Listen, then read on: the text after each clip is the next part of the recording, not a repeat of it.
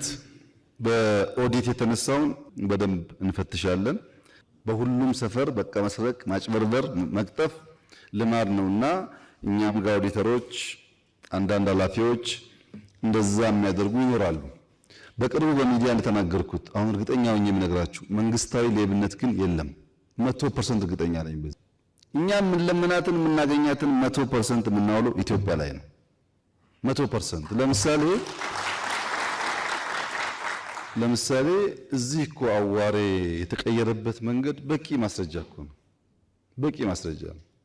የግል ገንዘቤ ነው። መጻፌ ሰራው፣ ሸጥኩ። እንደማንኛውም ነጋዴ እንደናንተ የሚከፈል ታክስ ካለ ከፍላለሁ። የቀረቡ ለልጆቼ መቆየት ያለበት ግን እኔ ማምነው ያ መጻፍ እናንተ የገዛችሁት እኔ እዚህ ስለሆንኩ ነው እንጂ ጥሮታ በወጣ አጠራጠራለሁ። እንደዛ መዛታችሁ ያን ስለማቅ የገዙት ወንበሩን ነው መልሶ መሄድ አለበት በሚል ሂሳብ ነው እንጂ የራሴ ስራ ነው። ይሄ ሁሉ ሰው በሺህ የሚቆጠር ሰው 3000 ገደማ ሰው ነው በፋሚሊ ደረጃ ቤት ያገኘው በነፃ። ሁሉም ሰው በዛ መንገድ ማገልገልን ከመረጠ ብዙ ነገር መቀየር ይቻላል። በእኔ እምነት ብዙዎቹ በቅርብ ርቀት ያሉ ሰዎች እንደዛ ናቸው። ሌብነቱ ግን 50% ያለው እናንተ ጋር ነው። በትንሹ 50% ሀብታም መሆናችሁን ለማሳየት በር ቀጠሮ እንዲከፈትላችሁ ስለምትፈልጉ ገና ሌብነት ያልተለማመዱ ወጣቶችን ሳይቀር የምታለማመዱ ግን እናንተ ናችሁ። ይሄን መካድ አይቻልም። እናንተ ካልሰጣችሁ አሁን ለምሳሌ ገቢ ላይ በገቢዎች ብቻ ሳይሆን በኔ ኦፊስ የሚመራ ስትሪንግ ኮሚቴ አለ።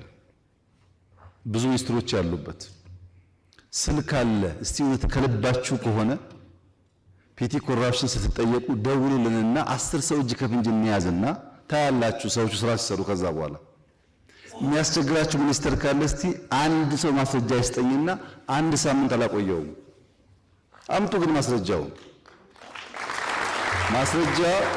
ማስረጃ በሌለበት ግማሹ በዘር ግማሹ በሃይማኖት ግማሹ በሰፈር ሰው ለማጥላላት የሚያደርገው ነገር ደግሞ ለውሳኔ ጠቃሚ አይደለም። ካገዛችሁን ከተጋገዝን በእርግጠኝነት ብዙውን እንቀንሳለን። አትስጡ።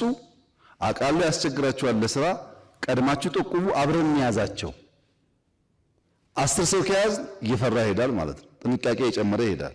እናንተ ሳትጠቁሙ እየሰጣችሁ እያመቻቻችሁ እኛን ደግሞ ሌቦቹን ለዩ ካላችሁ ብቻችን አንችልም። እንተጋገዝና ባናጠፋ እንኳን እንቀንሳቸው። ያን ለማድረግ ዝግጁ ከሆናችሁ በእኛ በኩል ዝግጁ ነን። ስልክ እንዳለን ይታወቃል። ከቸገራችሁም ተጨማሪ እናወጣለን። ቀድማችሁ ንገሩን። ልዩ ቲም እናዘጋጃለን። አብረን እንይዛለን። እርምጃ እንወስዳለን። እንደሱ እያደረግን ቢያንስ አይን ያወጣውን ሌባ ትንሽ ረገብ እናደርገዋለን። በዛ መንገድ እየፈታን ብንሄድ ነው ጥሩ የሚሆነው።